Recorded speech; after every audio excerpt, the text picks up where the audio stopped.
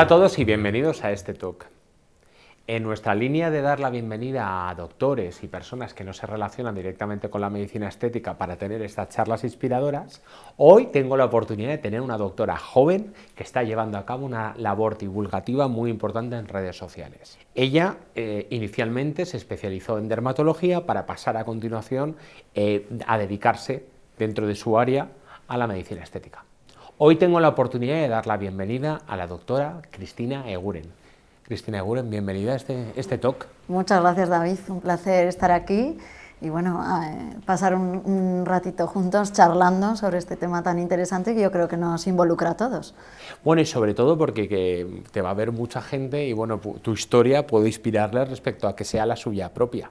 Pues eso sería estupendo. Pero yo creo que lo más importante, vamos a empezar hablando para poner a la gente en situación. ¿Quién es Cristina Eguren y cómo encamina sus pasos dentro de la dermatología hacia la estética? Bueno, yo estudié la carrera en Pamplona y me vine a Madrid a hacer la residencia de dermatología.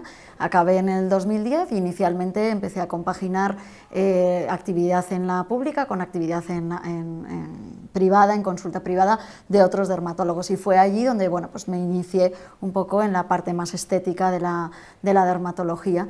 Y de hecho pues aprendí, o sea, empecé a través de maestros muy conocidos dentro de la dermatología.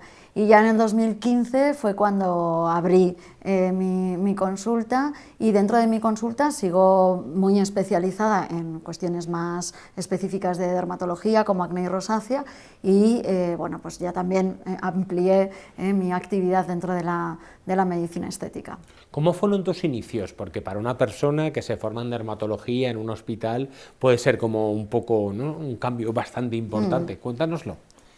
A ver, yo tuve 3 hijos en años consecutivos, 2012, 2013, 2014. ¡Wow! Sí, y al tener a mi tercer hijo y volver a trabajar, que volví prontito, porque era que mi marido, ahí había una inversión de papeles, eso que también ha marcado un poco mi trayectoria. Mi marido es el que se quedaba en casa con los niños y yo trabajaba.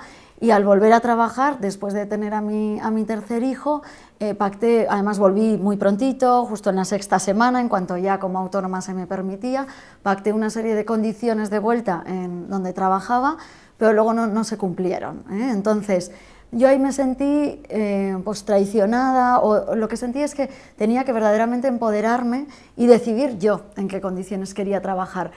Y sobre todo había algo que yo podía aportar y que no lo estaba haciendo, o que las condiciones no me lo permitían. Entonces ahí fue cuando decidí dar el salto, abrir la consulta y hacerlo desde mi esencia. Yo creo que muchas de las claves en muchas cosas, de forma personal y profesional, pero en la medicina estética también, es trabajar desde la esencia. Entonces yo me pregunté, ¿qué es lo que yo tengo dentro? ¿Qué puedo aportar? Y tengo que aportar desde lo que yo soy, no imitando a otro, no comparándome con otro. Sí estudié un poco el mercado y vi, bueno, en el mercado de la medicina estética, de la dermatología estética, hay esto.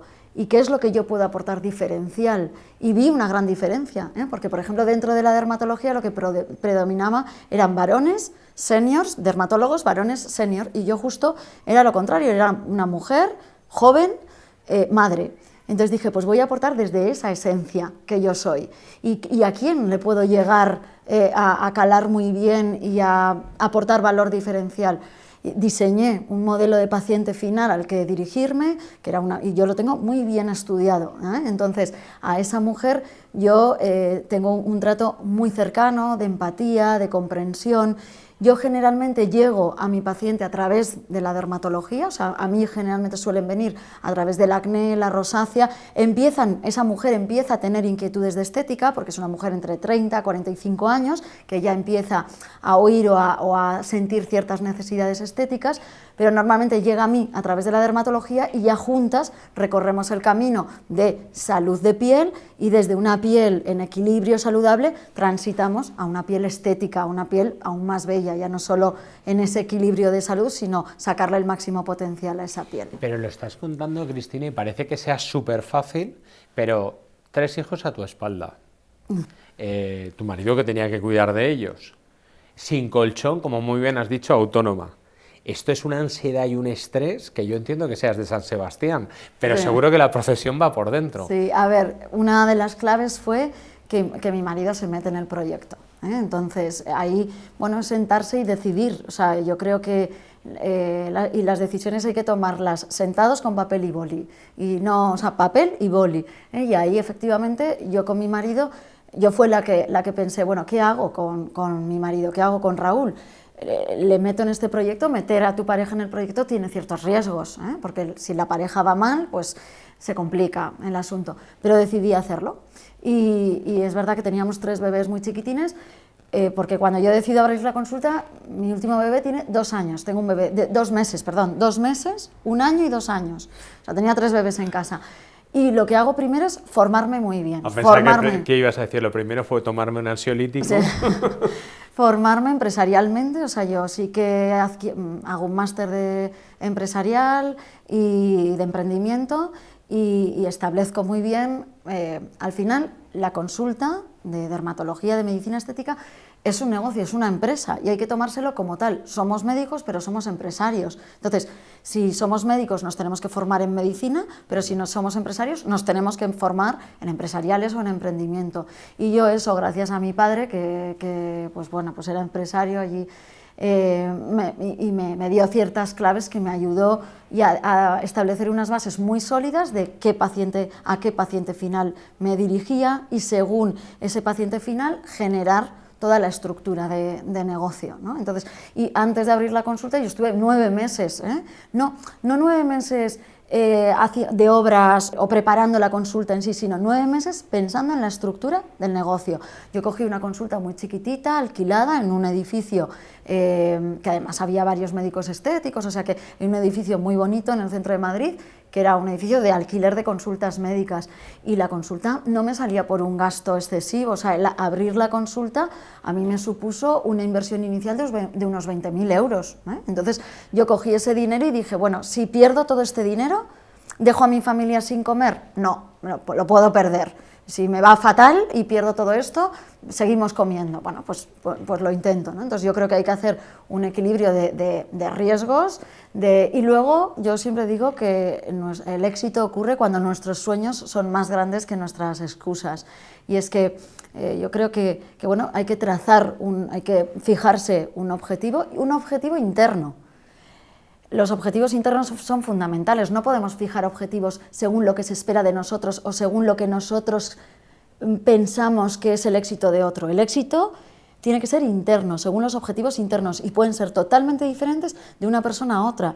Y por tanto, si llegas al éxito de otra persona, vas a sentirte fracasado, vas a sentirse infeliz, ¿no? Entonces hay que, con el objetivo interno, trazar ese punto de llegada y establecer el camino y disfrutar de ese camino. Establecer el camino con papel, boli, sentándose allí, en mi caso con mi marido, y ser honestos, poner todo encima de la mesa y bueno, atreverse a seguir, ¿no? Vencer las excusas para hacerlo. ¿Qué ha sido lo más difícil de este camino? Porque tú, insisto, lo haces fácil. Quiero decir, escuchas y la verdad es que parece que todo ha sido muy fácil, muy corrido, pero lo cierto es que este camino no ha tenido que ser fácil. ¿Qué ha sido lo más difícil en este camino?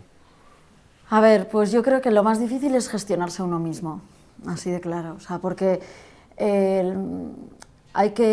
yo, por ejemplo, efectivamente he tenido un crecimiento muy rápido, un crecimiento exponencial, y no es fácil digerir ese crecimiento y empezar a sumar recursos para dar cabida a ese crecimiento, pensar hasta dónde quieres llegar. Yo tengo clarísimo hasta dónde quiero llegar. No quiero crecer más de X, porque no me va a hacer más feliz, David. Y yo estoy aquí todos estamos aquí para ser felices. Yo no estoy aquí para ser la dermatóloga más conocida o la dermatóloga, soy aquí para ser feliz, y la dermatología es mi herramienta, la herramienta que yo encuentro para mejorar la vida de otros y la mía propia. Cuando hablo de dermatología incluyo, por supuesto, la dermatología estética.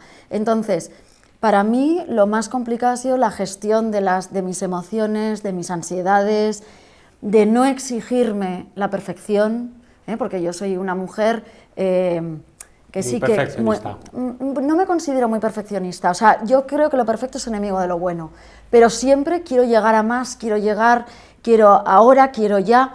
Y no, pues tengo que entender, y eso, mira, pues mis hijos, como todo educador, o sea, a los niños les dices ahora y ya, y no es ni ahora ni ya, hay que tener mucha paciencia con los niños, y con los niños hay que tú adaptarte a ellos no se van a adaptar a ti. Si tú dices, venga, vamos corriendo al colegio, ellos van a su paso, y eres tú el que tiene que descender al paso de los niños. Bueno, pues con la vida, y con la empresa, y con las personas que te rodean, hay que hacer un poco eso, adaptarse. No puedes pedir que la situación se adapte a ti, que las personas se adapten a ti, sino tú intentar adaptarte a ellos, porque es la única forma de cesar un poquito el desasosiego y la ansiedad que genera cuando tú demandas y no ves que tus expectativas son más altas que las demás, que a lo que llega el resto. Y llevar la mochila de la familia detrás, una consulta, la responsabilidad. Y luego gestionar la incertidumbre. Y eso nos hemos hecho expertos todos, sí, ¿no? En la situación en los últimos 2 años con todo el COVID, ahora con la situación bélica en Ucrania. O sea, se nos abren escenarios de incertidumbre con los que yo creo que tenemos que aprender a vivir, y ese mismo escenario pues es el que he tenido, menos, o sea, en otro contexto, pero a nivel personal, decir, bueno, no sé cuánto, no tengo un salario, no tengo un sueldo fijo, es decir,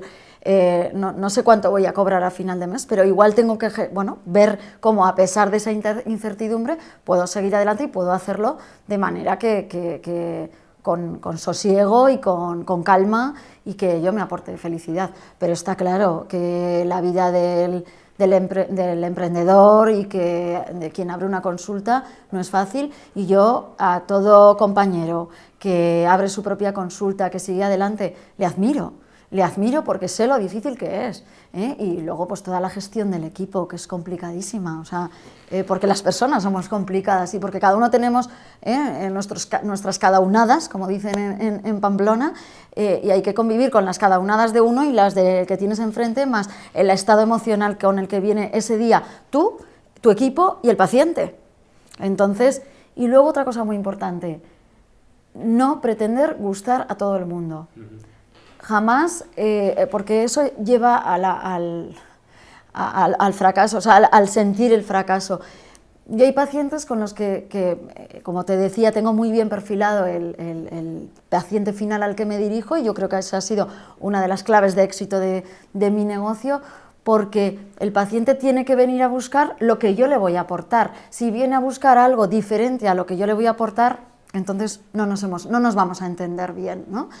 Y luego hay que entender, y eso ocurre mucho en redes sociales, que vas a recibir ciertas críticas, algunas pueden ser constructivas o puedes sacar cierto beneficio de ellas, y otras son dañinas, no tienen absolutamente nada constructivo, y muchas veces las hace una persona, ¿no?, desde el estado más pequeño de su envidia, de su mediocridad. Sí, en redes sociales existe, como estás con tu móvil aislado y le puedes decir lo que quieras a la persona que pasa por delante, existe como una sensación de impunidad brutal, ¿no? Sí. Cristina, has lanzado una serie de mensajes que son súper interesantes y en los que me gustaría profundizar. Vamos a meternos en harina. En primer lugar, has hablado de segmentación de pacientes y has hablado del perfil de paciente que es realmente deseado para ti.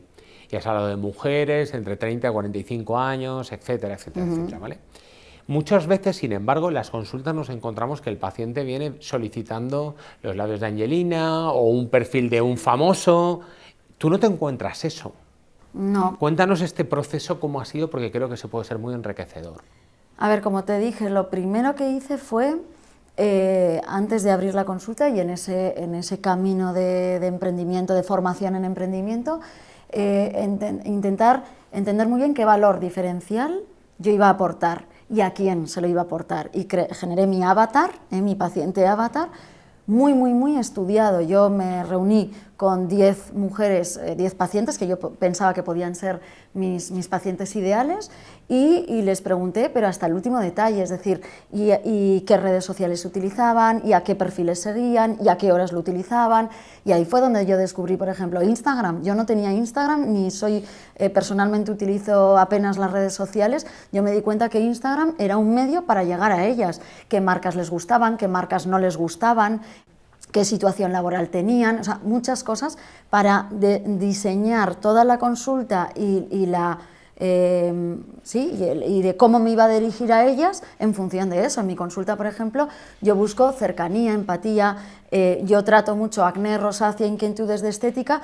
Yo he sido una mujer que he tenido acné, rosácea y me hago tratamientos de estética, lo cuento. ¿Por qué? Porque ella se siente muy identificada conmigo. Entonces, yo no había contado eso hasta que le vi, lo vi interesante en cuanto a no a exponerme a mí misma, sino que eso me iba a acercar al paciente. Y por tanto, ante cualquier acción, lo que pienso es a la paciente que voy a tener delante, cómo llegar a ella, cómo comunicarme con ella y cómo aportarle valor, y con eso mantener una coherencia en todo. Por ejemplo, yo en la consulta no tengo mesa entre la paciente y yo, la mesa está lateral y yo estoy, pues, como tú, aquí, sentada enfrente de la paciente.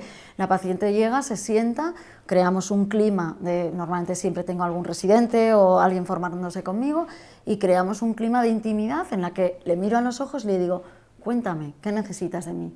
¿Cómo te puedo ayudar? ¿No? Y eso la paciente lo agradece, o sea, porque verdaderamente siente la comodidad, la intimidad de poder contarte. Y empezamos generalmente por, como decía antes, por salud de piel, temas de acné, temas de rosácea, y transitamos a la parte más de piel más estética. Y es un poco darnos la mano, la paciente y yo, y recorrer juntas ese camino. Yo, por ejemplo, en un momento dado, bien prontito, decidí hablar en femenino. No hablo en femenino porque sea feminista, que también, que lo soy, claro que sí, pero hablo en femenino porque mi paciente es mujer. Que no significa que no pueda ver a ningún hombre, claro que veo a algún hombre, pero ese hombre me lo trae la mujer. Ese hombre viene de la mano de la mujer que ya es mi paciente. Entonces, si yo me dirijo en mis redes sociales, por ejemplo, el 94% de mis seguidoras son mujeres. ¿Por qué voy a hablar en masculino a una audiencia que es el 94% femenina? Entonces, yo decidí dirigirme a ella en femenino, que es mujer.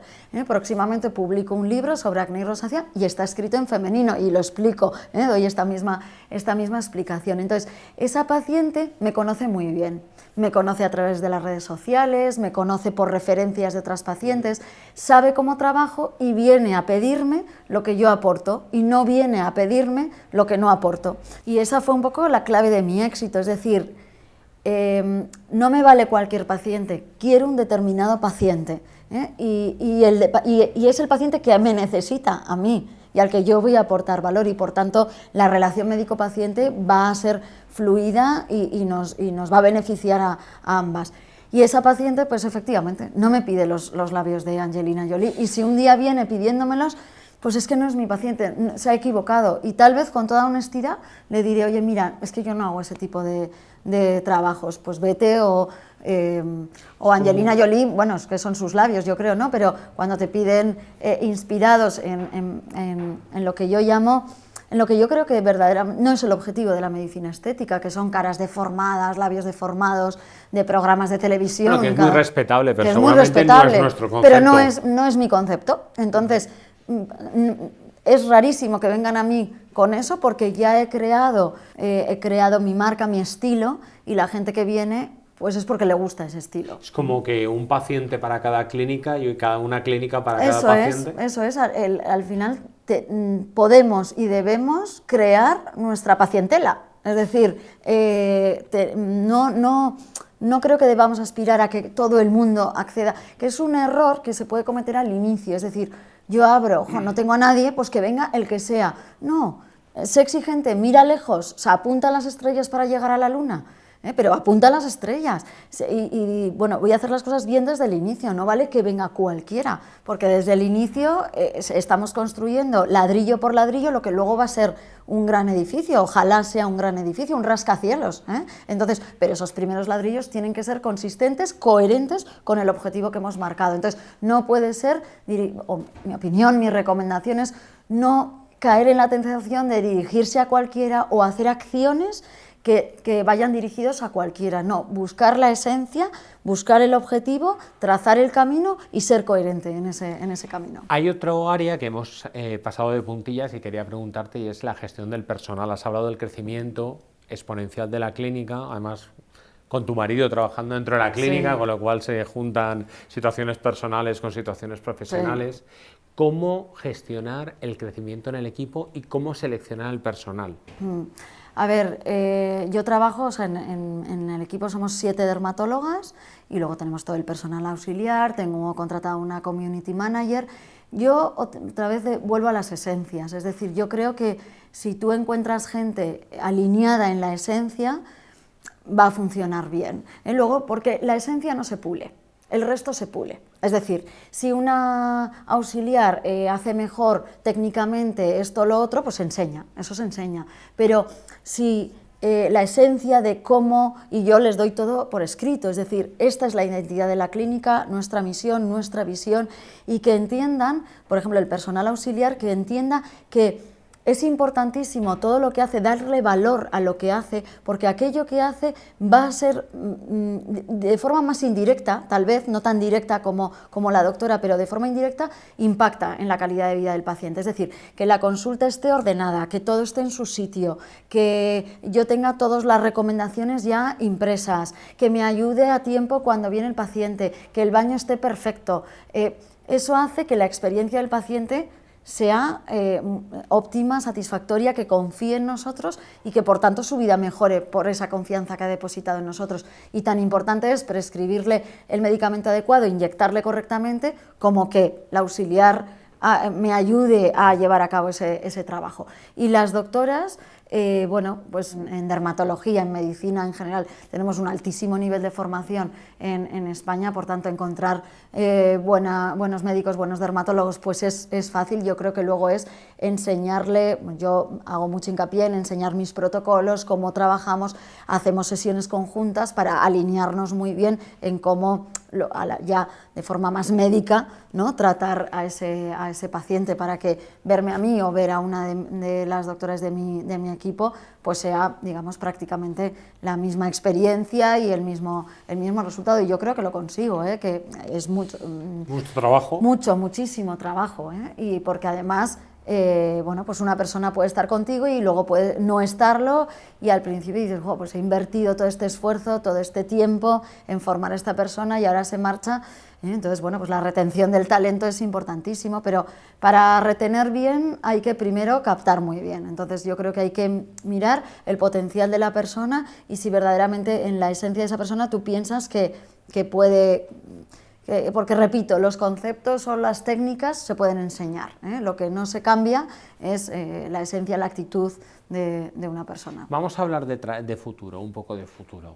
El mercado de la medicina estética está altamente fragmentado en España, igual que el de la dermatología, es decir, hemos visto algún fondo capital riesgo entrar de una manera un poco, bueno, yo diría que incluso tímida dentro del sector, pero es una de las opciones de futuro. ¿Cómo ves tú el futuro de la medicina estética y cómo ves tú el futuro de las clínicas? Pues como dices, los fondos de inversión acaban de meter la patita en el sector, pero yo creo que lo van a hacer más, Entonces, bueno, pues tenemos que prepararnos para un escenario que ya ha cambiado, y quien no se dé cuenta que ya ha cambiado, pues yo creo que no está en lo cierto. O sea, el escenario ya ha cambiado y vamos a jugar con nuevas reglas de juego, y hay que prepararse, o sea, adaptarse al terreno, y entonces, bueno, pues hay que ver cómo gestionamos una ventaja competitiva con esos fondos de inversión que van a jugar con pues muchísima inversión monetaria en el sector y probablemente apertura de cadenas o de clínicas,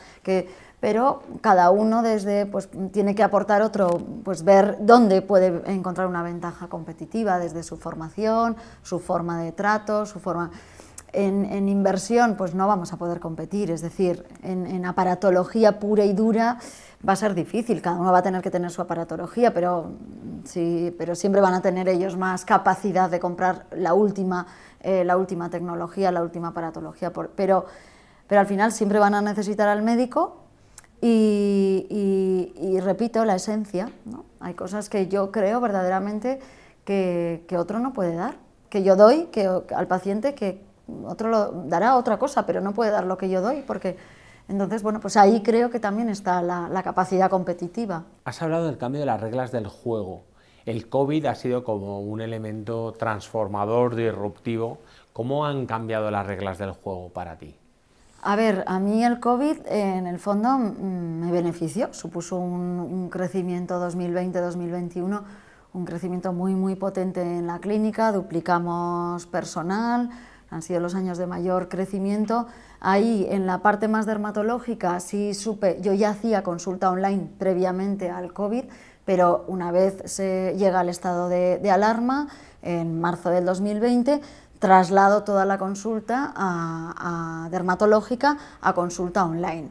Entonces eso me permite seguir manteniendo una actividad hasta que, y luego, bueno, la clínica sigue abierta, porque al ser una clínica dermatológica, pues atendíamos urgencias, o sea, ahí la actividad estética estaba parada, pero el resto de la actividad dermatológica seguía funcionando y de hecho fue más necesario que nunca, porque los hospitales estaban colapsados y había circunstancias dermatológicas que había que atender, pues yo qué sé, desde una uña encarnada hasta un herpes zóster, que el paciente no quería ir al hospital y veíamos nosotros, y ahí entró muchísimo paciente nuevo, se nos abrió el campo y luego ya, yo creo que un poco por sorpresa de todos, la estética, un boom tremendo, y bueno, pues supe aprovechar el crecimiento de la parte más de piel enferma, o sea, de afección de piel, de acné rosácea, y la parte de salud de piel como tal, y dentro de la salud de piel la parte más estética, y para mí ha sido una oportunidad de crecimiento, y de asentarme aún mejor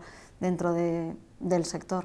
Cristina, para ir acabando, me gustaría que le dieras 3 consejos a un médico que se va a especializar en medicina estética y que quiere, bueno, hacerlo de una manera profesional. ¿Qué le dirías? Pues mira, le diría, en primer lugar, que busque las esencias, es decir, que no intente hacer las cosas como la hace otro o como cree que las hace otro, sino que piense muy bien lo que él quiere en esta vida, lo que él considera éxito, cuáles son sus objetivos y trabaje desde esa propia esencia.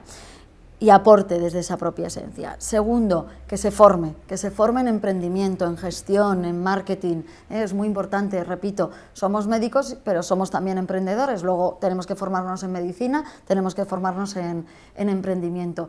Y tercero, pues que la autogestión, la gestión de las expectativas, de la ansiedad, de las emociones, porque al final se trata de liderarse a uno mismo para poder liderar a los demás. Bueno, pues con esa frase me voy a quedar para terminar este talk. Cristina, ha sido un verdadero placer y sobre todo ha sido muy inspirador. Muchas gracias. Me alegro, la verdad es que ha sido un ratito muy entretenido y espero que inspire a muchos y que ayude a médicos que estén ya o se estén planteando dar sus primeros pasos dentro de la medicina estética. Me quedo con tu última frase, hay que inspirarse uno mismo para inspirar a los demás. Y a todos vosotros ha sido un gusto teneros detrás de la pantalla y nos vemos muy pronto en este mismo espacio en otro vídeo. ¡Hasta pronto!